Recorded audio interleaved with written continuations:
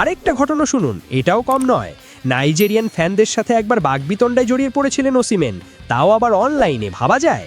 একবার সোশ্যাল মিডিয়ায় লাইভে এসে নাইজেরিয়ার সাবেক কোচ ফিনিডি জর্জের সমালোচনা করে তোলপাড় সৃষ্টি করেছিলেন তিনি সরাসরি বলেছিলেন, আমি কাউকে ভয় পাই না। অর্থাৎ নিজের সম্মানে আঘাত লাগলে ওসিমেন কাউকে ছাড় দেন না। এতটাই ড্যাম কেয়ার মেন্টালিটির একজন ফুটবলার এই ভিক্টর ওসিমেন। এখানেই শেষ নয়, নাপোলির সাথে চুক্তি নিয়ে ঝামেলা এবং বিশ্বাসঘাতকতার অভিযোগ তোলেন ভিক্টর ওসিমেন। 2023 সালের ডিসেম্বরে নাপোলি ক্লাবের সাথে ওসিমেনের একটি নতুন চুক্তি হলেও ভেতরে ভেতরে ক্ষোভের আগুন জ্বলছিল। ওসিমেনের দাবি ছিল ক্লাবের সাথে তার একটি জেন্টলম্যান এগ্রিমেন্ট ছিল যে 2024 সালের গ্রীষ্মে তাকে ছেড়ে দেওয়া হবে। কিন্তু ট্রান্সফার উইন্ডোর শেষ সময়ে নাপোলি তাদের কথা রাখেনি।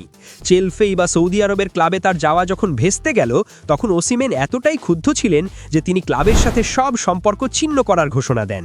নাপোলিও তাকে 30 জনের স্কোয়াড থেকে বাদ দিয়ে দেয়, যা তার মতো একজন সুপারস্টারের জন্য চরম অপমানজনক।